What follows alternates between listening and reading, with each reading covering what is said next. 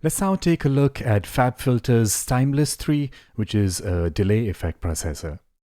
Now I have loaded the default setting, but the default setting is kind of complex. There's a lot going on in here. So let's choose the clean preset instead. And this is a lot simpler. The filter is deactivated. Now these controls are active. Now the modulations are active. And we have a much simpler preset. All right, so let's check out this delay. This big knob over here is the delay time control. Now, before we listen to anything, let's bypass the signal and listen to the dry sound.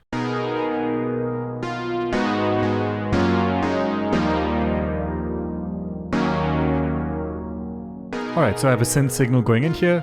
Let's hear it through Timeless in this clean preset.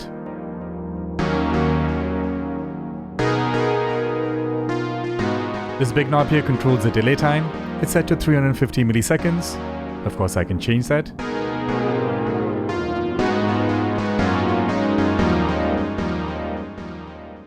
And as you hear with a lot of these modern delay effects, as you adjust the delay time, you will hear a pitch change.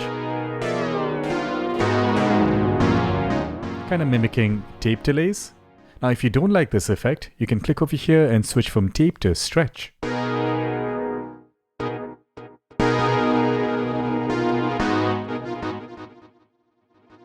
This also creates an interesting effect, kind of like a tremolo effect. And clearly there is no pitch modulation applied here. I actually like the pitch modulation, so let's switch back to tape mode. Now, delay time is being adjusted in milliseconds, and you can see here is a pretty wide range. Lowest being 5 milliseconds, and highest being 5,000 milliseconds. But you can also have musical subdivisions selected, so you can synchronize to your project tempo. Let's say I'll choose an eighth note here. And let's make sure it's a straight eighth note. So you can see here it's in the center.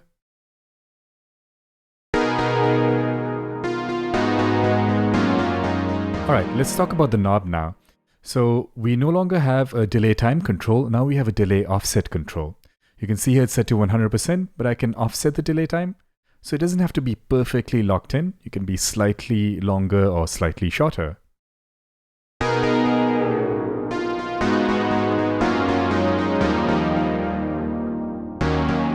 Let's try triplet. And you can see the offset has been set to 66.7 to create the triplet effect. If I switch to dotted, offset has been set to 150%. Alright, so that's very convenient. Now let's talk about the ring around the knob here. So the ring is a delay time pan. If I move the ring a bit to the left, you can see the delay time on the left is expanding. So we're going to get this stereo widening effect, and specifically the left delay is going to be longer. I can do the opposite, make the right delay longer.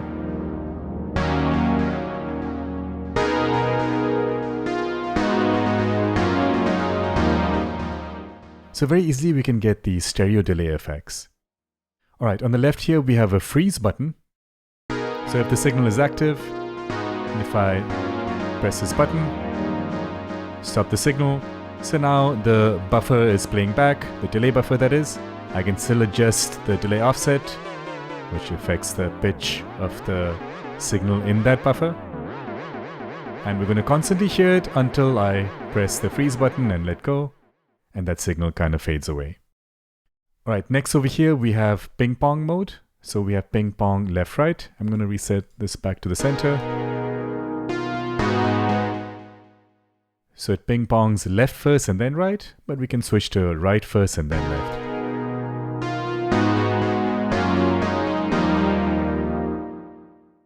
Pretty straightforward.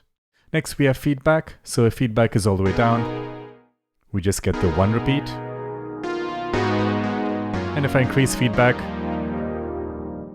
we get more repeats. Interestingly, the feedback goes above 100%.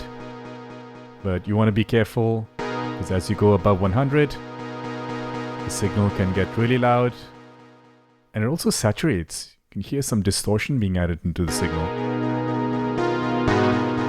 So be careful with that. It goes all the way up to 200%. I'm going to set it back down to somewhere around 40. Alright, the ring around the feedback is the feedback pan. So if I move this to the left, the feedback moves more to the left side compared to the right. It's a bit hard to hear this in ping pong mode, so let's turn ping pong mode off.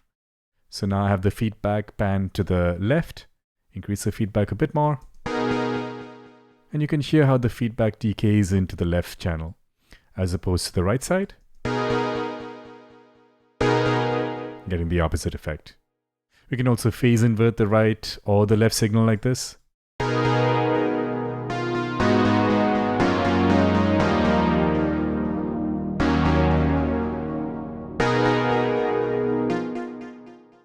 This also enhances the overall stereo imaging.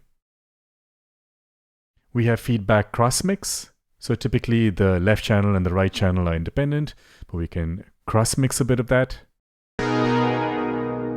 So some of the left signal goes into the right and vice versa.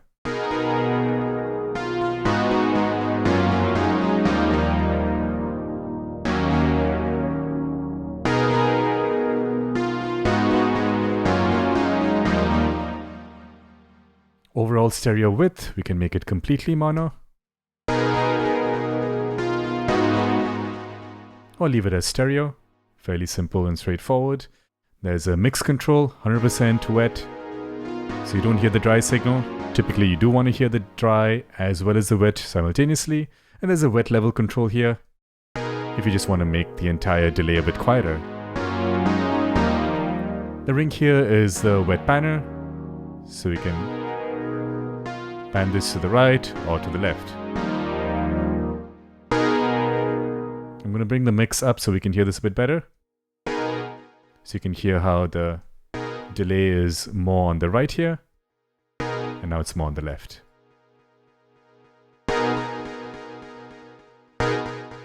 Alright, so those are the main delay controls on Timeless.